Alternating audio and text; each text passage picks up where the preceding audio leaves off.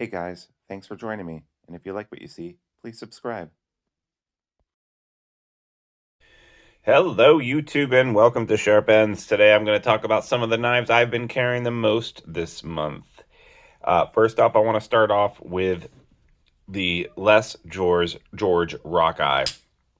This thing is pretty beefy, and it's pretty big for a folding knife, or should I say an automatic. This is the exclusive from Way of Knife EDC Gear House, and I got to tell you that, like, besides the fact that, like, the inlay on the button is freaking beautiful, this knife is just a joy to have around, and the action is amazing.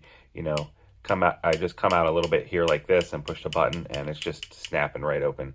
Super, super sharp. I haven't sharpened it myself yet, but that being said, it's great. The only thing that I will say that I had to adjust was the pivot. I had to adjust the pivot to get the action really good. Lockup is still good, but it just came really tight.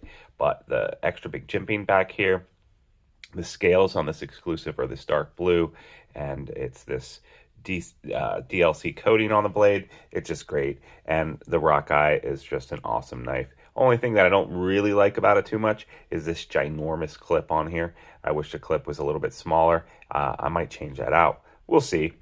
Next, let's talk about this. This I think was on my last video too, but you know, I've worked a lot on changed the detent, and then I've also put in this Trillium vial in here, which you can't see underneath the light, but the Trillium vial is really cool and glows in the dark, and it's just always on. It doesn't actually charge up, it just glows all the time. This Winter Blade Factor is just an incredible knife. It's a piece of history as far as I'm concerned, and the fact that it's all magnetic is just incredible, and the way that it rings when you open it, super cool. I changed out the detent on this, and I made a video about that as well. Just overall, this knife is just a joy to have around. It's incredible. The fiberglass on the other side is really cool. The way the clip is milled is awesome. It's nerve-wracking to take apart and work on, but I've done it twice or 3 times now, and it's fine. Once you get used to it, it's okay. But this has just been a joy to carry and to handle, and I have his next knife, the what is it called, the Mirage, on order, so I'm really excited to get a hold of that eventually. Next, I have the ProTech Strider. I've been carrying this a lot too, so you know, this is another ProTech I've been carrying, and again, action is incredible. I did have to adjust the pivot to get it to work really good. This is Magna Cut. Great texture. Button is inset. The ramp underneath the texture is flat so that it doesn't eat up your jeans. And this is just a really cool knife. I can't get enough of this Strider. This is just really cool. Really like it.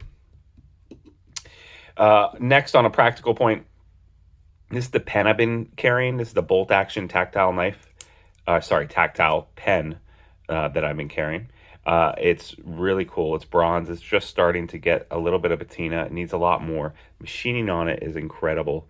It got this little lines here that gives it this texture that feels incredible, and it's just a really nice, you know, it's a little bit of weight to it, and it's just really nice. And the clip, super thick and nice. The bolt is incredible. I really like that pen.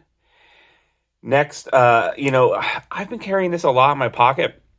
This is the transition from spring into, winter into spring, and this knife has just found its way into my pocket a lot because I can carry it a lot of places. It's small, it's non-intrusive, it's got this great flashlight attached to it.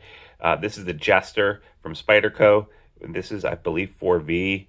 If you get a chance, if you see a Jester out there, get it. It has this cool jimping on the nose so that when you're holding it, you can hold it like that to open boxes or whatever, and then you can choke up like that. It's very small, fits in the pocket amazingly well. It's just a cool little knife, and I'm really glad that I had the opportunity to pick one up when I did. I would definitely try to pick one up. So, you know, when I was snowboarding, I was carrying this with me, so that I had a little bit of a flashlight and a little bit of a knife. And it's just a really cool little combination. Next, the Deca Hogue Model 2, I believe it is called. I've put OG scales on this, original goat. Very nice aluminum scales on here.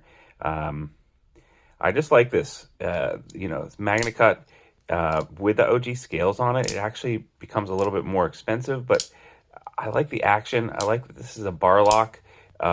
It's really cleaned up. I had to do a lot of work on it, but it was a fun little project on it, and I've done a couple of videos on this. It's a cool knife to carry around. I really like MagnaCut in general. A lot of my knives these days seem to have MagnaCut on them. This is just, and the addition of these scales over the plastic scales that were, these plastic scales here, I mean, it's just night and day. It's turned into a luxury knife. I'm actually going to go ahead and change out these thumb studs because the thumb studs are awkward at best. I just don't like these thumb studs at all. But yeah, I just like carrying this around. It's a cool knife. It's a cool shape. It's great action, everything else. I've been carrying this fixed blade around a lot. This is actually from Monterey Bay Knives, based in California. This is a really cool sheath. I just want to say that. This is an awesome sheath. So I've been doing a lot of gardening, and this knife has just been around, and I've been using it hardcore to like cut some things up. It's 3V, super sharp, convex grind.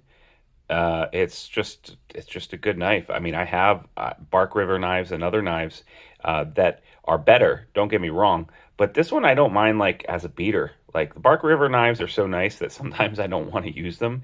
And this guy is a little less than $200 at 3V, designed by Ray Laconico, and I think it's a screaming good deal. I really do. And the combination of the sheath being so nice, I think it's a no-brainer, and I'm surprised more people aren't talking about it, honestly. I want to do one other shout-out, if I can find it. Oh, here it is. I've been using my Enderla also in the garden a lot. Boring old Enderla. But, I've got these scales on it. This is a knife I've had for a freaking long time. I've taken it to work. I put this clip on it. I put these really nice micarta scales on it, which I got off of Etsy. I believe actually it was before the Ukraine-Russian war that I got these. So it's been over a year. It's been about a year and a half. And I had to wait a long time. But these were actually manufactured in Russia. I don't think you can get these scales anymore. But that being said, they're really comfortable. And I've been using it to open up compost bags and all kinds of stuff. This is a 20 CV version made in Japan. And, this is a beater. This is a knife that I don't mind, using in the garden to cut up branches and leaves and open compost bags and stuff like that. Whereas, I wouldn't necessarily use my Rockwall for that. I certainly wouldn't use this. I would use this. That would be fine. I definitely would use this too, and I would definitely use this, in that situation. But this is really my beater. This is like, all right, I got some work in the garden to do, and I need something sharp, and I need something that's going to work, and I don't mind putting it through its paces, and this is a great Spyderco for those purposes. I hope you guys enjoyed what you saw today. If you did, you can also find me on Instagram at Sharp Ends. Wouldn't mind to follow there. That would be awesome. Also, if you could like and subscribe to this channel, I would appreciate that too. And if not, I totally understand.